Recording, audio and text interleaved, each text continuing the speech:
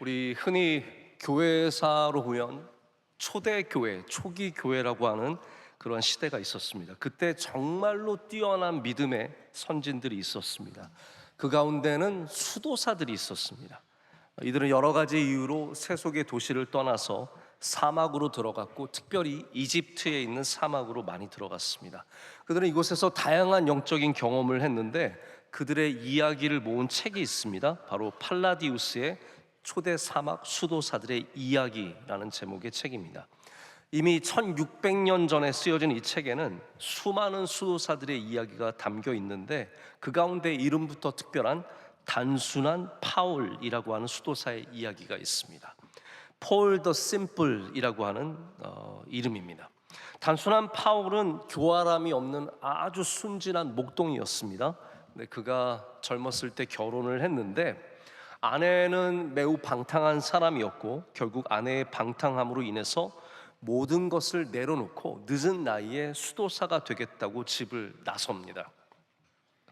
파울은 곧바로 이 수도사 중에서 가장 뛰어난 능력으로 알려져 있고 초대 수도사라고 할 수 있는 안토니를 찾아갔습니다.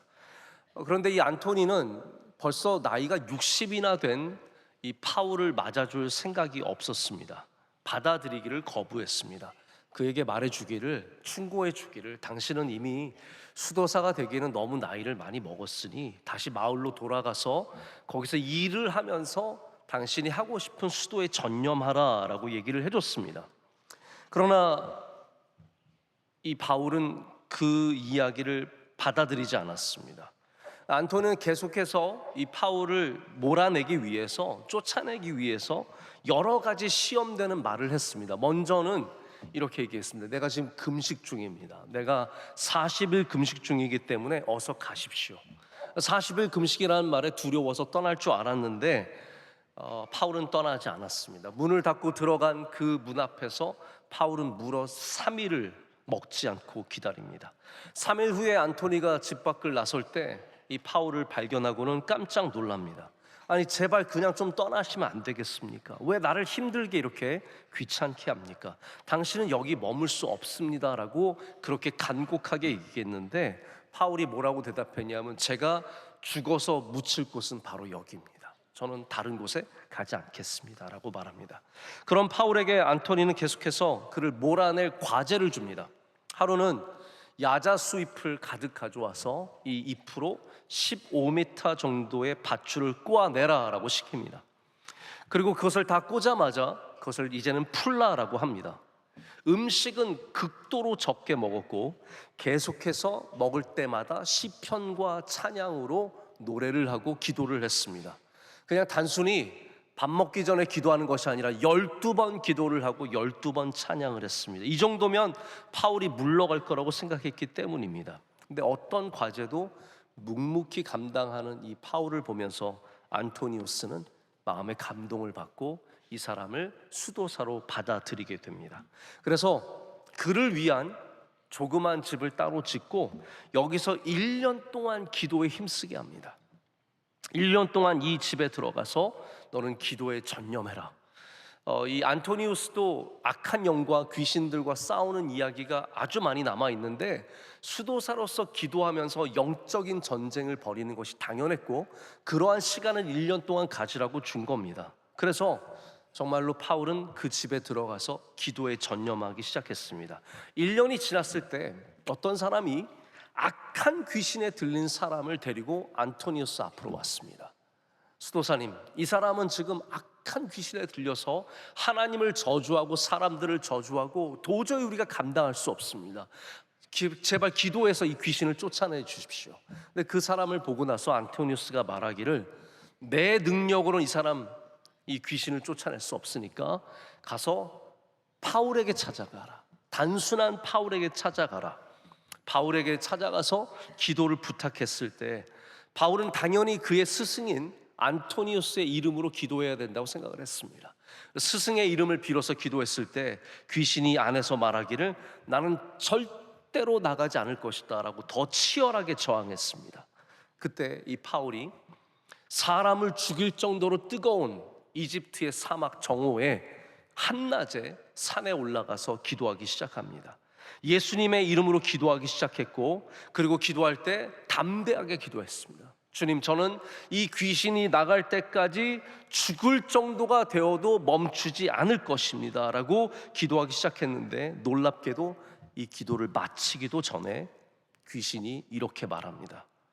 바울의 단순한 믿음이 나를 쫓아내고 있다. 내가 이제 어디로 가야 하나? 라고 하면서 그 말을 외치고 즉시 사람에게서 나가게 되는데, 나가자마자 길이가 3미터가 넘는 뱀이 되어서 홍해로 휩쓸려 들어갔다라는 전설이 있습니다. 이 전설의 고향 같지 않습니까? 제가 이 이야기를 읽으면서, 다양한 그 이야기들을 읽으면서 우리는 뭐 귀신이 변해서 뱀이 되는 이야기에 관심이 갈 수 있겠지만, 여러분 3미터가 되는지 홍해로 휩쓸려 갔는지 어떠한 뱀이 됐는지 그 부분보다 더 중요한 이야기가 이 안에 있습니다. 바로 단순한 믿음을 가진 사람들이, 그들이 갖고 있는 가장 뛰어난 능력이 뭐냐 하면 그들 앞에 다가오는 도전을 반드시 헤쳐나간다는 것입니다. 이 단순한 바울은 그를 쫓아내는 안토니의 모든 도전들을 이겨냈습니다. 그의 기도에 물러가지 않는 기도, 그 귀신을 붙잡고 다시 주님께 나아가 간절히 매달렸고, 그로 인해서 귀신은 쫓겨나갔습니다. 안토니는 끊임없이 바울을 물리치려고 했습니다. 그런데 바울은 물러가지 않습니다. 금식을 한다고 해도, 야자수잎을 가득 주면서 밧줄을 꼬으라고 해도, 그 밧줄을 다시 풀으라고는 허망된 그런 가르침 속에서도 그는 지치지 않았고, 끊임없는 기도와 찬양을 감당하면서 이 단순한 믿음의 사람이 결코 물러나지 않는 능력을 보여줍니다. 오늘 우리는 본문에서 물러서지 않고 주어지는 도전마다 헤쳐나가는 한 여인의 믿음을 보게 됩니다. 바로 수로보니게 여인의 믿음입니다. 이 수로보니게는 구약 성경에 자주 등장하는 두로와 시돈이 있는 이스라엘 북쪽의 이방 땅입니다. 여기에 살던 한 헬라 여인이 있었습니다. 이 여인은 어느 날 예수님이 오신다는 소식을 듣게 됩니다. 예수님은 오늘 말씀에 처음에도 나오지만 어느 한 집에 머무셨습니다. 그리고 우리는 그 집이 당연히 유대인의 집일 것이라고 생각해 보게 됩니다. 그 집에 있을 때 예수님이 계신다는 소문은 감출 수 없어요. 여러분, 예수님이 우리 안에 있으면 감출 수 없습니다. 어떠한 것도 예수님의 내재함을 감출 수 없습니다. 곧바로 사람들이 예수님이 계시다는 것을 알게 되었고, 이 헬라 여인은 그것을 듣자마자 자기 딸, 귀신 들린, 오늘 성경에는 더러운 귀신이라고 되어 있습니다. 이 고통 가운데 있는 자기의 딸의 구원을 위해서 예수님께 나아가게 됩니다. 제가 주일 낮에 사실 귀신에 대해서 얘기한다든지 악한 영에 대해서 얘기하는 일들은 별로 없습니다. 그런데 오늘 본문 말씀에 나와 있기 때문에 좀 언급을 하자면, 더러운 귀신이라고 하는 것은 매우 좀 특별한 표현입니다. 누가복음과 사도행전에는 주로 악한 영이라는 표현을 씁니다. 그런데 마태복음, 마가복음 이런 곳에서는 더러운 귀신이라는 표현이 나옵니다. 더러운 귀신이라는 것은 이 악한 영으로 말미암아 주님께서 갖고 계신 어떤 거룩함과 정결함에서 벗어나 있는 상태를 말합니다. 그래서 좀 레위기적인, 제사장적인 더러움을 갖고 있는 부정한 상태를 말하죠. 단순히 나쁜 게 아니라 소리를 치고 더러운 옷을 입고 사람들을 때리는 그러한 정도가 아니라 하나님이 만드신 아름다운 질서가 무너져 있는 상태, 바로 그것이 더러운 영이, 더러운 귀신이 있는 상태입니다. 이 어린 딸이 가족과 함께 살 수 없을 정도로 비참한 상태의 더러움을 갖고 있었습니다. 자기 자신이 누구인지도 잃어버리는 안타까운 상황에 있었습니다. 여러분, 어린 딸이 그런데 이 어머니의 마음이 얼마나 아프고 힘들었겠습니까? 그 어린 딸을 살리기 위해서 주님 앞에 나아가는 겁니다. 여러분, 여러 가지 상황이 있습니다. 주님 앞에 나아가는 것이 결코 쉬운 일이 아니었을 겁니다. 수많은 사람들이 있었을 것이고, 그런데 거기까지 나갔는데 주님 앞에 나왔다고 해서 모든 것이 다 해결된 건 아니었습니다. 왜냐하면 예수님께서 우리가 전혀 예상하지 못한 말씀을 하세요. 이 여인을 물리치십니다. 마치 안토니오스가 다가온 그 바울을 물리치듯이 예수님께서는 예수님 앞에 온 이 여인을 전혀 예상하지 못한 말씀으로, 오늘 말씀에 나오는 것처럼 내가 우리 자식들에게 줄 떡을 개에게 줄 수 있겠느냐라는 정말 어떻게 보면 너무나 지나친 말씀으로 이 여인을 물리치십니다. 근데 이 여인의 믿음을 보십시오. 단순한 믿음입니다. 저 같으면 기분 나빠서 갔습니다. 저 같으면 너무 속상해서 밖에 다니면서 예수님 그런 사람 아니, 예수님 좋은 사람 아니라고, 예수님 알고 보면 굉장히 나쁜 사람이고 차별하는 사람이고 문제가 많은 사람이라고 그냥 나쁜 소리만 하고 갔을 겁니다. 근데 예수님을 만나서 자기의 딸이 낫기를 원했던 이 여인은 이게 문제가 안 됩니다. 여러분, 이게 중요합니다. 우리가 단순한 믿음을 가지면 이런 게 문제가 안 됩니다. 쉽게 넘어지지 않습니다. 그런 사람 그렇게 말하라고 해. 내가 정말로 중요한 것은 예수님 만나서 예수님의 은혜로 내 딸이 낫는 것입니다. 이 냉소적인 사케스틱한 예수님의 반응에 넘어가지 않습니다. 저는 예수님 사랑이 많은 분인 줄 알았는데 제가 잘못 알았네요. 아니, 예수님 어떻게 이런 말씀하실 수 있으십니까? 제가 오늘 당장 뉴스에 전화해가지고 사람들에게 다 퍼뜨리겠습니다. 우리는 억울한 일을 당할 때 다 힘들어합니다. 내가 듣고 싶지 않은 모욕적인 말, 나를 비난하는 말, 기분을 상하게 하는 말, 우린 다 거기에 넘어집니다. 인간적으로 모욕감을 느끼기 때문에 그 앞을 더 이상 갈 수 없습니다. 거기까지만 가는 겁니다. 그런데 단순한 믿음을 가지면 그것을 헤쳐나갈 수 있는 믿음을 갖게 됩니다. 저 같아도 그래요. 누가 좀 사실 종종 저는 비난의 소리도 듣고 안 좋은 소리도 들은데 제가 다 괜찮다고 얘기하지만 속으로는 끓고 있습니다. 안 좋은 소리를 들으면 밤에 혼자서 아니 어떻게 그런 말을 할 수 있어, 잠자리에 들어서 그런 말이 생각이 나기도 하고 그런 사람들이 머리에 떠오르기도 합니다. 그런데 이 여인은 이 아래에서부터 끓어오르는 서러움과 이방 여인으로서의 서러움과 억울함을 누릅니다. 자, 보십시오. 괜찮았다가 아닙니다. 누른 겁니다. 안 들린 게 아닙니다. 명확하게 들었습니다. 그러나 그것을 넘어서는 겁니다. 왜냐하면 이 여인의 목적이 내가 훌륭한 사람을 드러내거나 예수님이 잘못하고 있다는 것을 드러내는 것이 아니라 귀신 들린 딸을 고치는 것이 목적이었기 때문입니다. 자, 여기 오늘 우리가 꼭 붙잡아야 할 중요한 영적인 진리가 있습니다. 목적이 분명해야 단순해질 수 있습니다. 목적이 분명할수록 더 단순해집니다. 자, 이야기를 조금 바꿔서 아브라함의 이야기를 좀 드려볼게요. 아브라함은 하나님께서 가라고 하셨을 때 갔습니다. 왜냐하면 아브라함의 목적은 어디로 가느냐가 아니라 가는 것이었기 때문입니다. 하나님께서 가라라고 말씀하셨습니다. 내가 너에게 말하는 땅으로 가라. 아브라함은 그래서 하나님께 지도를 요구하지 않아. 어디로 가라고요? 어딘지 좀 찝어 주십시오. 제가 그럼 가겠습니다. 어딘지 정확하게 말을 해줘야 제가 가죠. 아브라함은 그렇게 하지 않았습니다. 왜냐하면 하나님께서 아브라함에게 주신 말씀 자체가 가라는 것이었기 때문이에요. 그래서 나중에 보면 아브라함은 자기가 거기 어디를 가든지 자기가 거기 도착한 줄 알아요. 그래서 도착했으니까 제단을 쌓는 겁니다. 세겜에 도착해서 제단을 쌓습니다. 여기가 거긴 줄 알고 쌓는 겁니다. 하나님 또 가라 그러면 헤브론으로 가서 거기서 또 제단을 쌓고, 거기서 또 부엘세바라 그러면 또 부엘세바에 가서 제단을 쌓는 겁니다. 왜냐하면 아브라함의 진짜 목적은 가는 것이었기 때문에 다른 모든 것들은 상관하지 않는 겁니다. 또 가라 그래도 가는 거예요. 여기가 아니라 그래도 또 가는 겁니다. 제가 아브라함을 보면서 저와 참 다른 사람이다라는 생각을 많이 갖습니다. 만약에 어느 집사님이 목사님 오늘 저와 좀 함께 어디를 갑시다, 저희 좀 차에 타세요. 그래서 제가 그 집사님 차에 탔어요. 한참을 가는데 집사님이 어디 가는지 얘기를 안 해줘요. 제가 묻습니다. 집사님 우리 어디 가는 거예요? 집사님이 묵묵히 앞을 보면서 그냥 따라오시면 돼요. 조금 더 가다가 제가 참을성을 좀 가져보고 조금 더 가다가 집사님 어디 가는지 좀 말씀. 언제 도착해요? 그냥 목사님 따라오시기만 하면 돼요. 저는 그러면 달리는 차에서 차문을 열고 뛰어내릴 겁니다. 저는 그런 상황을 감당 못합니다.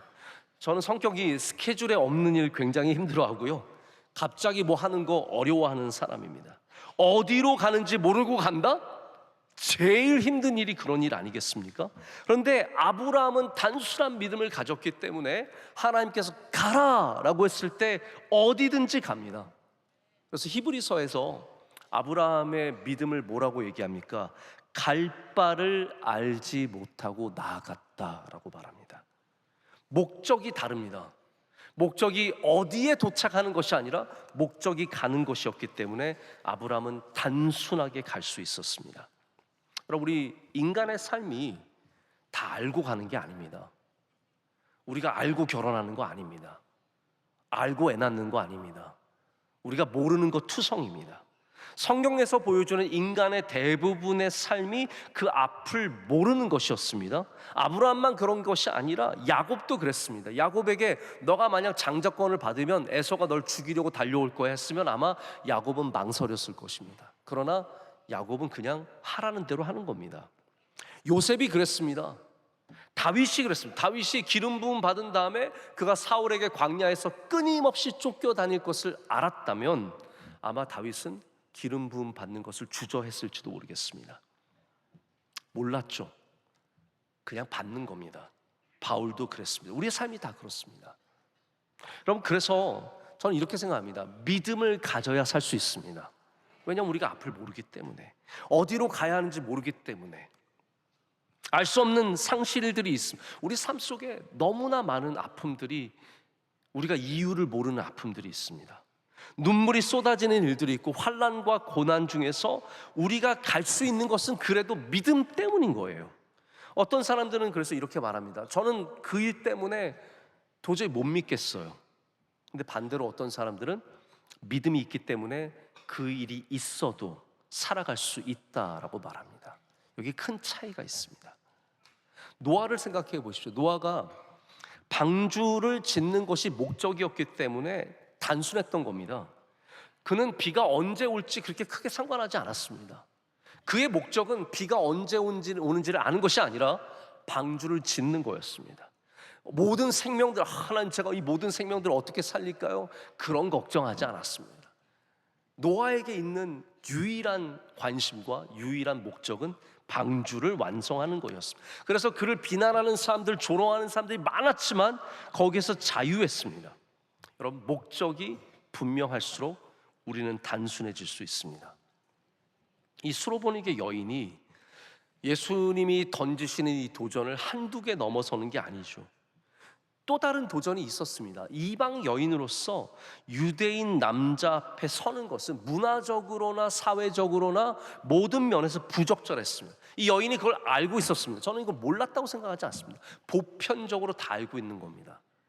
이방 여인으로서, 수로보니게 사람으로서, 헬라 사람으로서 유대인 남자 앞에 가는 것이 적절하지 않습니다. 여러분, 단순하다는 것은 모른다는 말이 아닙니다. 생각하지 않는다는 말이 아닙니다. 여러분, 부모님 중에 어머니가, 나이 지긋하신 어머니가 너 예수님 믿어야 잘 된다, 이 말씀을 하실 때 다른 걸 몰라서 그 말씀을 하시는 거 아닌 걸 아셔야 됩니다. 다른 거 다 아십니다. 돈도 벌어야 하고 직장도 다녀야 하고 사람들도 만나야 하고. 근데 더 중요한 게 있다는 거예요. 이 여인도 다 알았습니다. 사람들이 손가락질할 것도 알았고 뭔가 비난을 받을 것도 알았지만 나에게 목적이 있기 때문에 단순한 믿음으로 그것을 넘어서서 가는 겁니다. 그래서 이 단순한 바울이나 수로보니게 여인에게서 발견하는 것이 뭐냐 하면, 단순한 믿음을 가진 사람은 무엇인가를 덜 알고 있는 것이 아니고 부족한 사람이 아니고 반대로 매우 분명한 목적을 갖고 있는 사람이라는 사실입니다. 그래서 단순한 믿음을 가진 사람은 쉽게 흔들리지 않습니다. 반대로 여러분들이 쉽게 흔들리지 않으려면 단순한 믿음을 가지셔야 합니다. 우리가 단순함에 대해서 오해를 많이 갖고 있습니다. 어떤 사람들은 단순하면 고상하지 않다고 생각합니다. 교회가 왜 이렇게 단순해? 단순함은 깊이가 없다고 생각합니다. 설교가 왜 이렇게 단순해? 어떤 사람들은 단순함을 아이들의 수준이라고 생각합니다. 유치하기 때문에 단순하다고 생각합니다. 하지만 실제로 단순함은 복잡함을 넘어설 때 가능해집니다. 자, 여기 좀 쉽게 설명을 해드릴게요.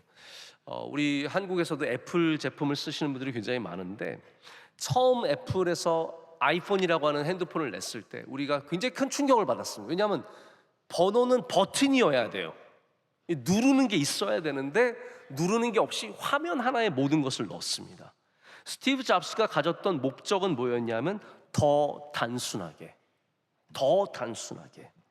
그래서 아이폰을 만들 때도 극도로 모든 것을 제한했고 화면 안으로 다 집어넣는 시도를 했습니다. 언젠가부터는 전원 버튼, 이 손가락을 지문도 찍을 수 있는 그 전원 버튼까지 없애서 지금은 아무것도 없습니다. 화면 하나밖에 없습니다. 근데 그 화면 안에서 우리가 얼마나 다양한 일들을 할 수 있습니까? 이렇게 말했습니다. 스티브 잡스가 Simple can be harder than complex. 단순한 것이 복잡한 것보다 훨씬 더 어려운 일이다. 저는 여기에 전적으로 동의합니다. 이 단순함의 최고봉에 누가 서 있냐면 예수님께서 서 계십니다. 그래서 믿음은 단순하고 예수님의 삶이 단순했습니다. 예수님이야말로 단순함이 얼마나 위대한 것인지를 우리에게 보여주셨습니다. 예수님의 설교를 들어보면, 여러분 지금도 성경이 어려우시면 예수님의 설교를 많이 보세요. 이 성경 가운데 예수님의 말씀은 빨간색으로 적혀 있는 그런 성경들이 있거든요. 가셔서 복음서에서 예수님의 말씀을 보십시오. 매우 단순하고 그 단순한 비유 속에서, 그냥 비유예요. 탕자의 비유, 이야기 속에 천국의 비밀과 하나님의 모든 비밀들이 다 담겨 있는 놀라운 말씀을 우리에게 해주십니다. 단순한 메시지가 능력이 있다는 거예요. 저도 개인적으로 설교를 단순하게 하고 싶어 합니다. 문제는 뭐냐면 단순하게 안 된다는 거죠. 단순하게 하는 설교가 쉬우면 저도 단순하게 하는 설교를 할 겁니다. 그런데 정말로 어렵습니다. 저는 오히려 어려운 설교가 제일 쉽습니다. 설교를 어렵게 하라고 하면 저는 설교 준비할 때 너무 쉽게 할 것 같아요. 편하게 제가 하고 싶은 이야기 어렵게 다 하고, 그러면 저도 좋고 여러분 안 좋을 수 있겠지만 얼마나 쉬운지 모릅니다. 근데 이게 쉽지 않습니다. 우리 미술 작품을 봐도, 제가 이렇게 저도 미술 작품이 좋아서 가끔 가서 구경을 하는데 어떤 건 보다 보면 이건 나도 그릴 수 있을 것 같은데, 그런 생각이 드는 작품들이 실제로 있습니다. 물감 막 뿌린 거 있지 않습니까? 잭슨 폴락인가 그런 분이 물감을 뿌린 작품이 있거든요. 나도 물감 막 뿌릴 수 있을 것 같은데 쉬워 보입니다. 마크 로스코의 작품들 보면 막 이렇게 그냥 색칠만 해놓은 것 같잖아요. 뒤집어 놔도 무슨 그림인지 모르는 똑같은 그림처럼 보이는 그림들이 있는데, 저도 그런 그림 그릴 수 있을 것 같습니다. 우리나라의 김환기 선생님이 그리신 그림 대가 아니십니까?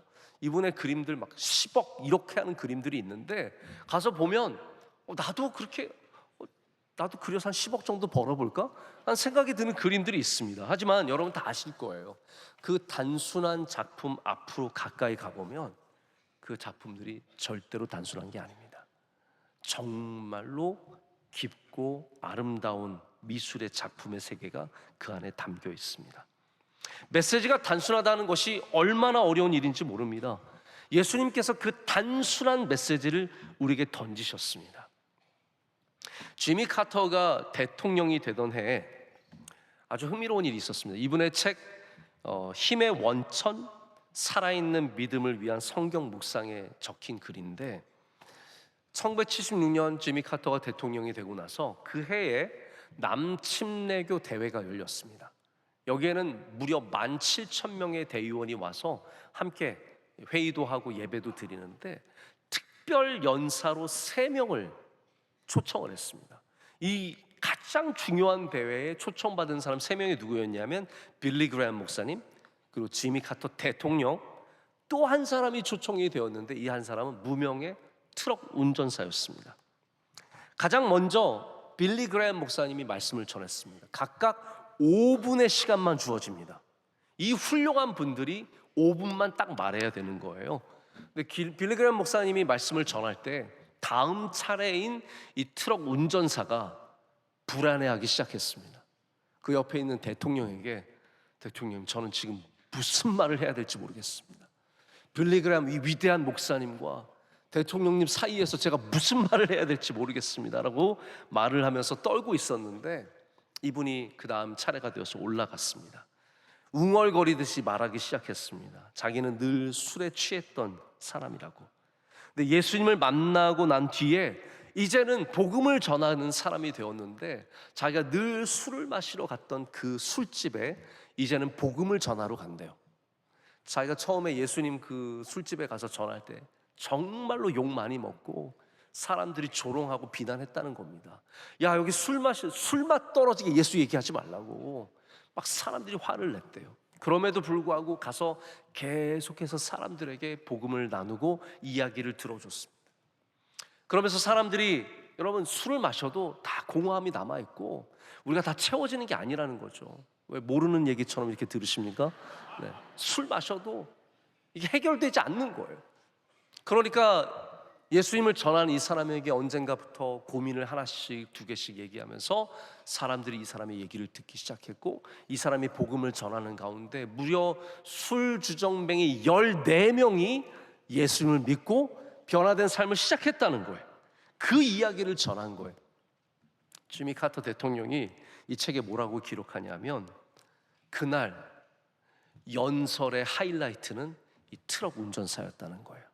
아무도 지미 카터가 무슨 얘기를 했는지, 빌리 그레이엄 목사님이 무슨 얘기를 했는지 아무도 기억 못하는데, 이 트럭 운전사가 한 이야기가 모두의 가슴에 남게 되었다라고 적고 있습니다. 여러분, 그렇습니다. 제가 여기에서 수많은 철학적인 얘기들과 아름다운 멋진 이야기들을 다 담아내도 결코 여러분의 기억에 남는 이야기가 될 수 없습니다. 여러분, 지난주 무슨 설교인지 기억나세요? 지지난주가 기억나십니까? 한 달 전이 기억나십니까? 아마 저도 기억이 안 나는데 여러분이 무슨 기억이 나시겠습니까? 근데 저는 오늘 이 말씀이 여러분에게 기억되기를 원합니다. 단순한 믿음을 가지십시오. 단순한 믿음이 능력이 있습니다. 예수님은 예수를 믿는 것이 얼마나 단순한 것인지를 우리에게 보여주셨습니다. 제자들을 부르실 때 책을 나눠주시면서 너 이거 공부해야 나를 믿을 수 있다라고 얘기하지 않으셨고, 딱 한마디만 하셨습니다. 나를 따라오라. Follow me. 나를 따라오라. 그 단순한 한마디에 사람들이 움직였고, 지금도 수많은 사람들이 그 말씀에 움직이고 있습니다. 어쩌면 우리가 이 땅에 복음을 전하는 방식들도 단순해져야 된다고 생각합니다. 우리가 가서 신학을 다 공부해서 성경을 처음부터 끝까지 다 꿰뚫어서 복음을 전하는 것이 아니라, 우리가 예수님을 따라가는 사람임을 보여주면 됩니다. 내가 예수님을 믿는 사람임을 보여주면 됩니다. 그럴 때 복음은 들려질 뿐만 아니라 사람들에게 보여지게 됩니다. 특별히 예수님은 도전을 이겨내는 믿음을 우리에게 보여주셨습니다. 예수는 우리를 구원하시기 위해서 낮아지셨습니다. 자, 여기에 모든 곳에 똑같은 패턴이 작동을 합니다. 수로보니게 여인이 구원함을 얻기 위해서 낮아졌습니다. 뭐라고 말했습니까? 예수님께서 내가 자녀들에게 줄 떡을 개에게 주는 것이 마땅하지 않다라고 했을 때, 주님, 제가 개입니다. 저에게 부스러기를 주시옵소서라고 낮아집니다. 여러분, 단순한 믿음은 우리를 낮아지게 합니다. 예수님께서 단순한 믿음으로 이 땅에 오셔서 하나님이 주시는 사명, 인류 구원의 사명을 감당하기 위해서 낮아지셨습니다. 우리를 위해서 우리와 같은 모습으로 오셨고, 십자가에서 침뱉음을 당하셨고 조롱을 당하셨고 우리를 위해 죽으셨습니다. 예수님도 단순한 믿음으로 그 도전을 헤쳐나가신 겁니다. 네가 하나님의 아들이라면 그 십자가에서 내려와서 너를 구원해라 라고 조롱하는 그 소리에 움찔하지 않으시고 그대로 그 모든 모욕을 다 받으셨습니다. 마치 수로보니게 여인이 내가 개입니다, 내가 개입니다 라고 하는 것처럼 예수님께서 다 받으셨습니다. 그 도전을 이겨내셨을 때 그 단순한 믿음이 우리를 구원하게 되었습니다. 그럼 이제 말씀을 맺으려고 합니다. 오늘 여러분 꼭 이거를 기억하고 가셨으면 좋겠습니다. 중요한 순간에 단순해져야 합니다.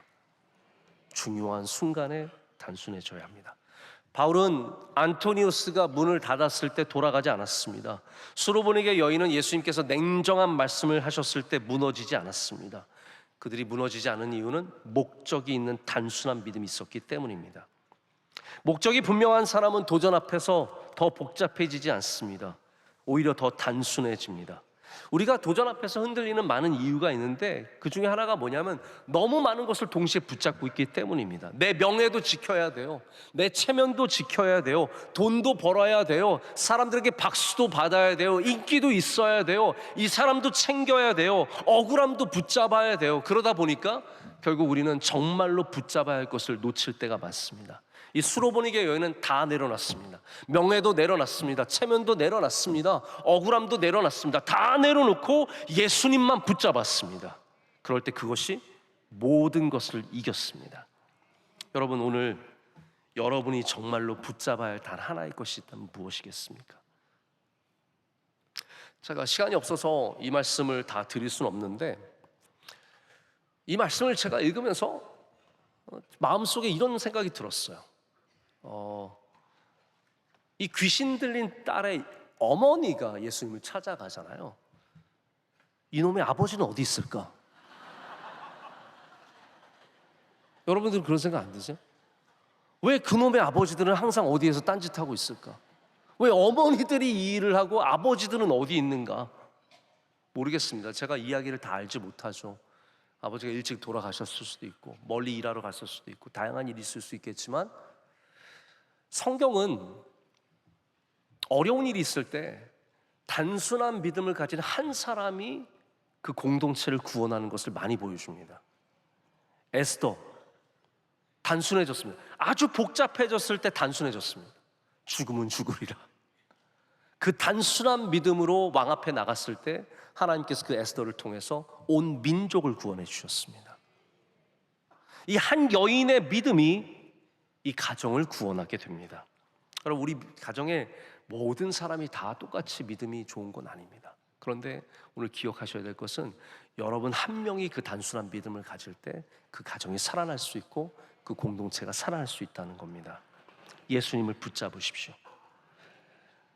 예수님께서 가지신 그 단순한 믿음, 오늘 수로보니게 여인이 보여주는 이 단순한 믿음, 여러분의 믿음이 되시기를 축복합니다.